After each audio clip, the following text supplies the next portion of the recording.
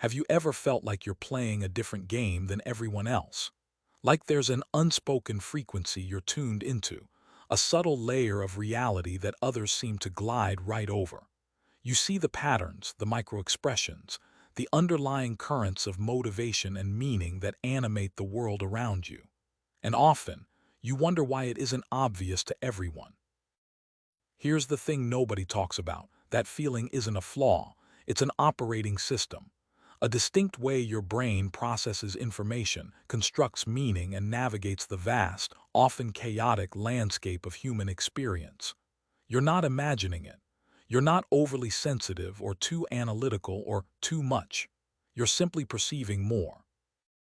What you're about to understand today changes completely the way you see yourself, your sensitivities, and the deep, silent wisdom that guides your unique perspective. It's a profound shift, a quiet revolution in self-understanding. Now, before we go deeper, let's dismantle some common myths.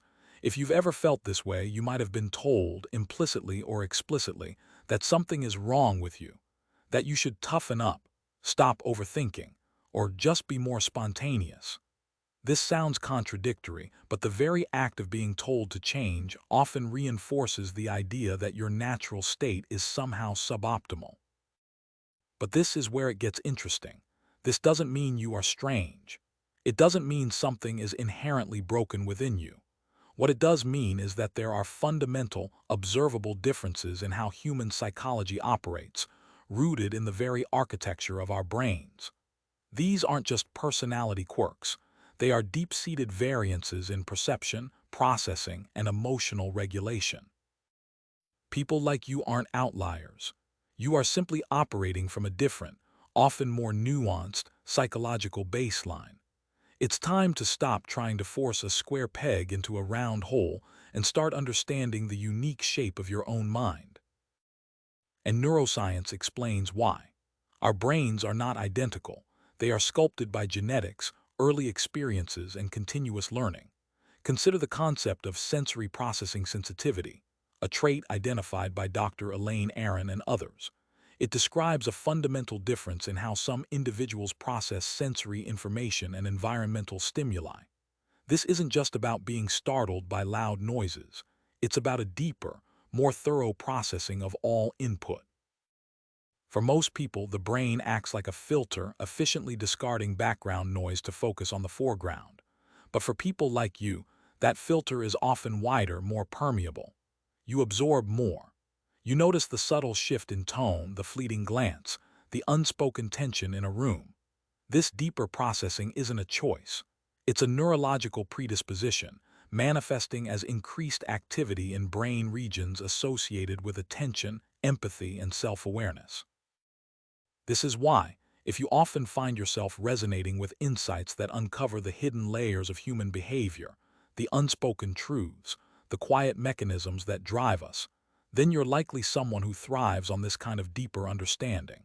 And if you want to keep exploring these profound insights into how we truly operate, consider joining a community that values this depth. Because here, we don't just scratch the surface, we dive into the very core of what makes us human. We peel back the layers, not to judge but to understand, to validate, and to empower. Now let's talk about a hidden neurological mechanism that impacts this deeply, the intricate dance of dopamine and our reward system. For most people, the brain's reward pathways are highly tuned to external validation, immediate gratification, and social approval. Dopamine spikes when they achieve a recognized goal, get a like, or successfully navigate a social interaction in a conventional way. Their brains are incredibly efficient at reinforcing behaviors that lead to these clear, often externally defined, rewards. But for people like you, the reward system often operates on a different, more subtle frequency.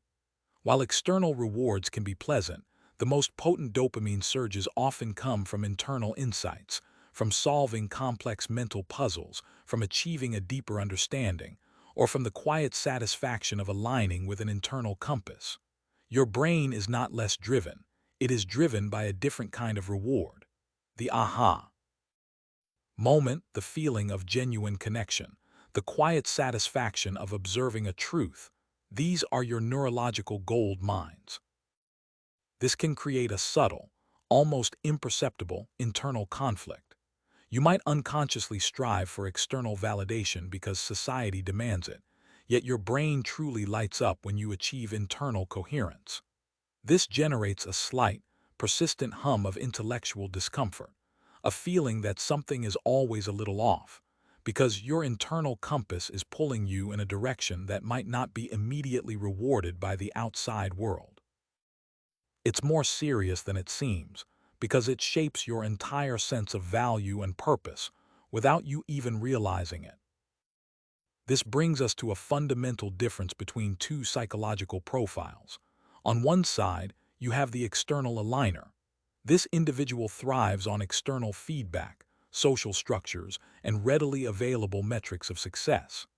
Their sense of self is often reinforced by how well they fit in, how much they achieve in conventional terms, and how they are perceived by others. Their brain is optimized for navigating the social matrix, for quick decisions based on observable data, and for adapting to prevailing norms. And there's nothing wrong with this. It's a highly effective strategy for navigating much of the modern world. Then you have the internal observer. This is likely you. Your sense of self is deeply rooted in internal consistency, authentic connection, and a profound understanding of underlying dynamics. You don't just want to know what happened, you want to know why.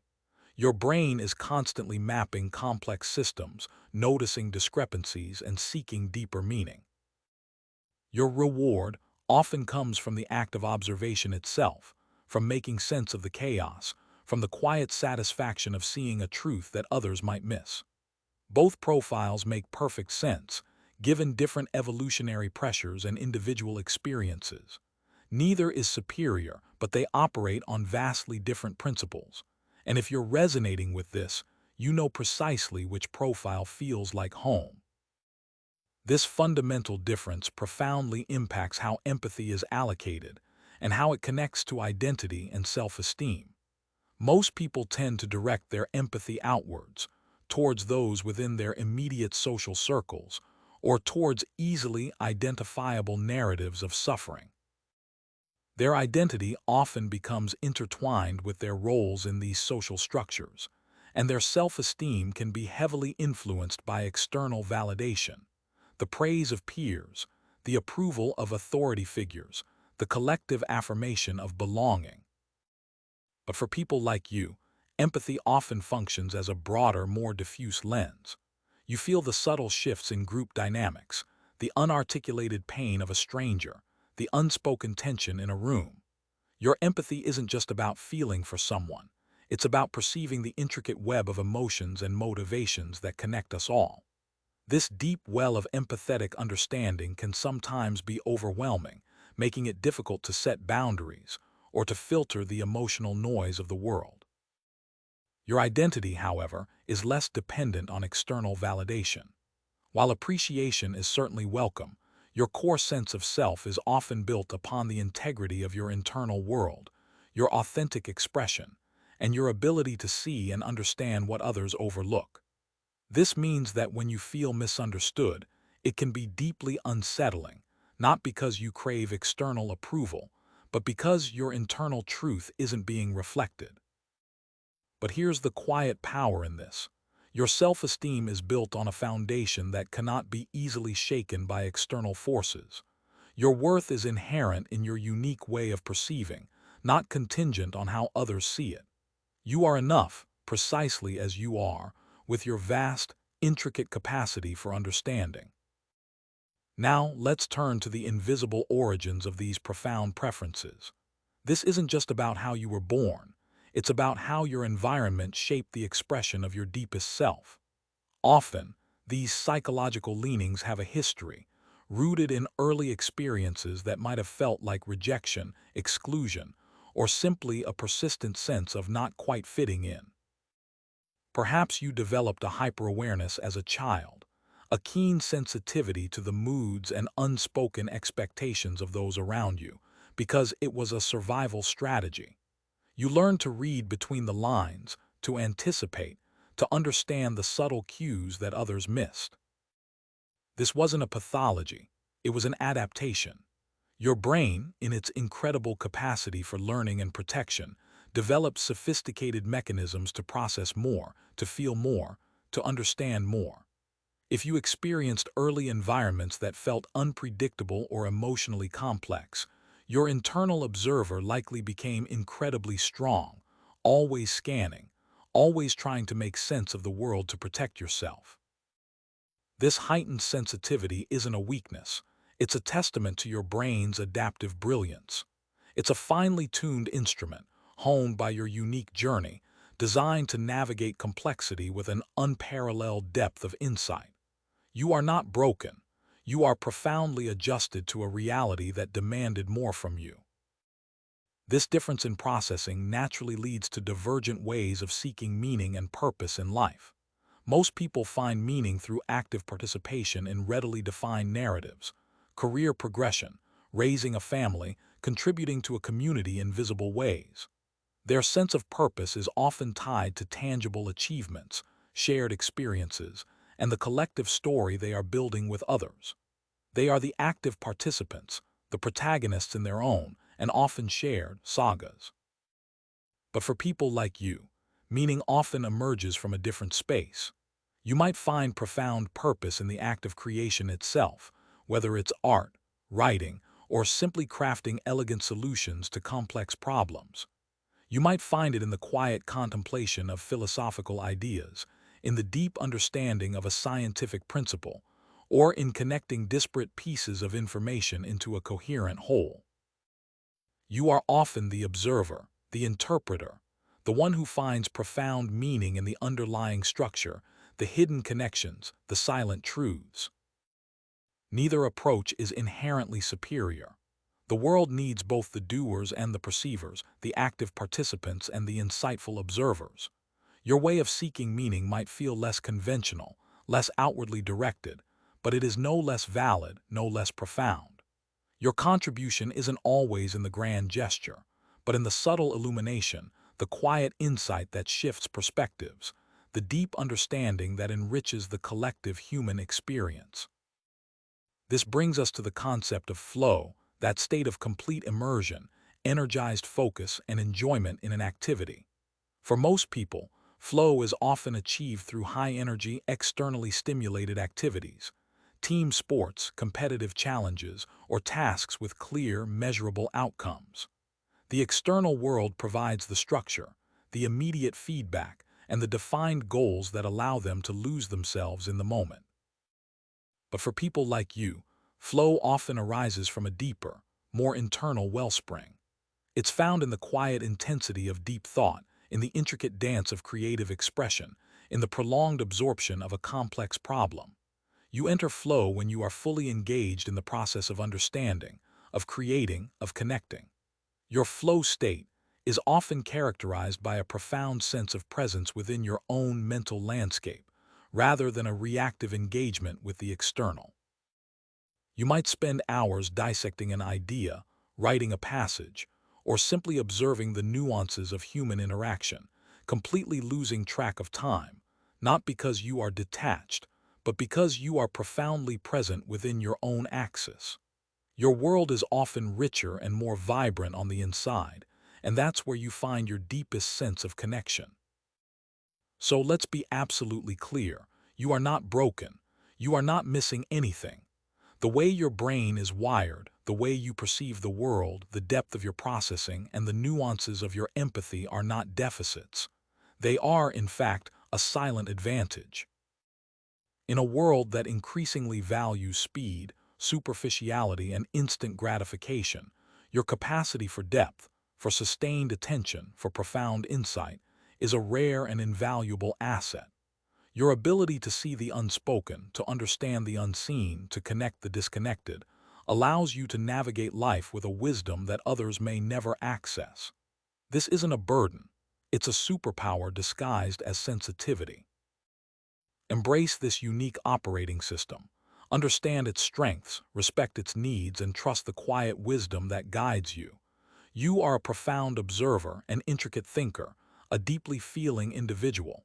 And that in itself is a magnificent way to be human. Keep exploring the depths, keep seeking the insights, and know that you are not alone in this journey of profound self-discovery. If these insights resonate with your own experience, and you want to continue uncovering the hidden mechanisms of the human mind, then you've found your intellectual home. Consider staying connected, because there's so much more to uncover together. Now, let's consider how this profound internal wiring manifests in your approach to decision-making and problem-solving. For many, decisions are made through a linear, logical progression, often relying on readily available data, established protocols, and consensus. They seek clear-cut solutions, prioritizing efficiency and demonstrable results. Their mental architecture is optimized for navigating well-trodden paths, for applying known frameworks to predictable challenges. But for people like you, the process is often less linear, more holistic. Your brain isn't just processing facts, it's integrating subtle cues, unspoken implications, and long-term patterns that others might overlook. You don't just see the immediate problem, you perceive its historical context, its potential ripple effects, and its connection to larger systems. Your decisions often emerge from a deep synthesis of information, a nuanced understanding that feels less like a calculation and more like an intuitive knowing. This isn't irrationality. It's a sophisticated form of pattern recognition, where your subconscious has already sifted through layers of complexity and presented you with a refined truth. This means you might often arrive at conclusions that seem unconventional to others, or you might struggle to articulate the full depth of your reasoning because it stems from an integrated understanding rather than a step-by-step logic. You might find yourself saying, "I just know," or "it just feels right," not because you lack data, but because your data processing is so comprehensive and rapid that the conscious mind only perceives the outcome. Trusting this inner compass, this deep knowing, becomes paramount, even when it diverges from popular opinion or conventional wisdom. Your unique way of seeing allows you to anticipate, to innovate, and to navigate complexity with an internal compass that is both subtle and profoundly accurate. This nuanced approach to decision-making, while powerful, can sometimes lead to friction in environments that prioritize explicit linear reasoning. You might find yourself struggling to articulate the entire journey of your thought process, from the initial subtle cues to the final synthesized understanding. Others may demand a step-by-step logical breakdown, a clear A to B to C explanation, which can feel reductive and incomplete to your holistic mind. This isn't because you lack logic, but because your logic operates on a far more integrated and accelerated plane, often reaching conclusions before the conscious mind can fully unpack every single contributing factor. This can make you appear indecisive or even opaque to those who operate differently, leading to moments of frustration or a feeling of being misunderstood. Yet it is precisely this capacity for deep synthesis that often allows you to foresee challenges, uncover hidden opportunities, and arrive at solutions that are robust and truly innovative. The quiet knowing, the aha moment that guides you, is a sophisticated output of your brain's extraordinary ability to connect dots invisible to others. The challenge, therefore, lies not in changing how you process information, but in learning to trust this profound internal intelligence and to find ways to communicate its valuable outcomes, even if the underlying process remains a mystery to those around you. Your role is often to bring a deeper truth to the surface, and that process is inherently valuable, regardless of how neatly it fits into conventional explanations. Now let's explore how this internal orientation impacts your relationship with change and uncertainty. For many, change is a source of anxiety, a disruption to established routines and predictable outcomes. They seek stability, clear definitions, and a sense of control over their environment. Their comfort often lies in the known, in what can be measured and managed. When faced with the unknown, Their natural inclination is to quickly categorize, to seek external guidance, or to revert to familiar patterns. But for people like you, uncertainty often functions as a catalyst, an invitation to deeper observation and understanding.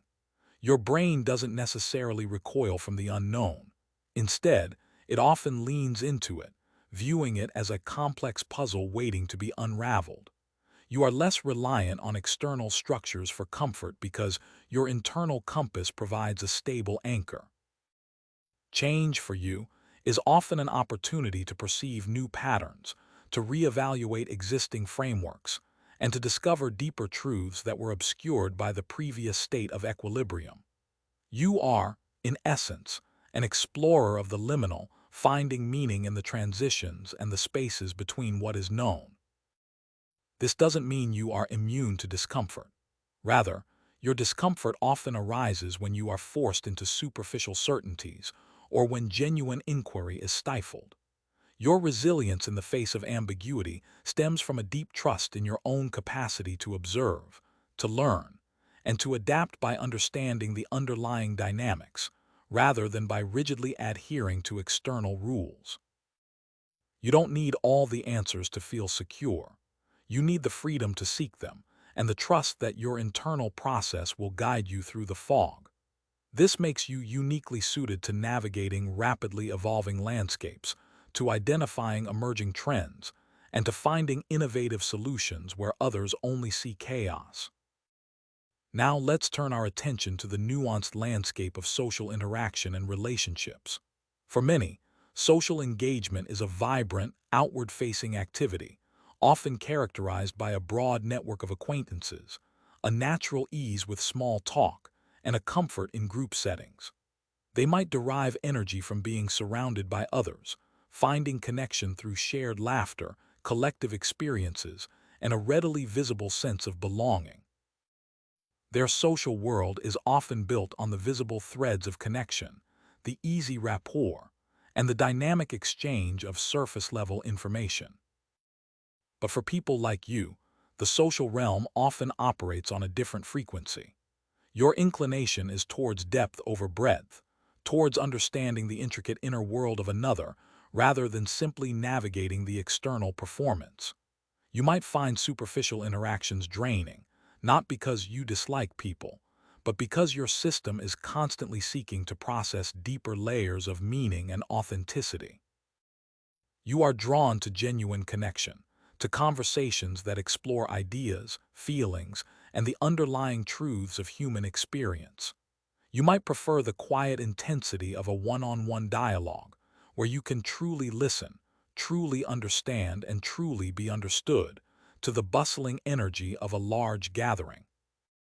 This means your social circle might be smaller, but it is often profoundly rich, built on foundations of mutual respect, deep empathy, and shared intellectual or emotional resonance. You don't seek validation from the sheer number of your connections. Rather, your satisfaction comes from the quality and authenticity of the bonds you forge. While others might see your reserved nature as a lack of engagement, you are often deeply engaged, processing, observing, and connecting in ways that are invisible to the casual eye. Your ability to truly see another person, to hold space for their complexities, and to offer unwavering understanding makes you an invaluable friend, partner, and confidant. This isn't a social deficit. It's a profound capacity for intimacy, a testament to your ability to connect on a soul-deep level. This isn't a social deficit. It's a profound capacity for intimacy, a testament to your ability to connect on a soul-deep level. Now, let's consider how this distinctive internal architecture influences your approach to energy management and replenishment. For many, energy is often recharged through external stimulation and social engagement. They might find rejuvenation in bustling environments, through active participation in group events, or by seeking out new, exciting experiences. Their system is often replenished by drawing energy from the collective, from shared laughter, from the dynamic exchange of outward-facing activities, and from a sense of belonging within a larger group. Their comfort zone for recharge is often found in the visible, the interactive, and the outwardly stimulating. But for people like you, the process of true replenishment often occurs in a fundamentally different way. Your energy is typically restored through introspection, through quiet solitude, and through deep engagement with your internal world. The very activities that energize others, large gatherings, constant external stimulation, superficial social demands, can be profoundly draining for your system. Instead, you might find your deepest sense of renewal in a long, solitary walk in nature, in hours spent immersed in a book, in the focused pursuit of a creative project, or simply in the profound quiet of your own thoughts. Your internal world is not just a place of processing. It is also your primary sanctuary, the space where your intricate system rebalances, integrates information, and restores its unique operational capacity. This isn't a preference, it's a fundamental requirement. Your capacity for deep processing, for nuanced observation, and for profound empathy means your internal system is constantly working at a high level. To maintain this depth and insight, you require specific conditions for rest and integration. Forcing yourself into outwardly stimulating activities when your system craves quiet processing is akin to trying to charge a complex device with the wrong adapter. It depletes rather than recharges. Recognizing and honoring this need for regular internal retreat is not an indulgence. It is an essential act of self-preservation and a prerequisite for your continued ability to contribute your unique insights to the world. It is in these moments of quiet solitude that your understanding deepens, your creativity flourishes, and your internal compass becomes recalibrated, ready to navigate complexity once more.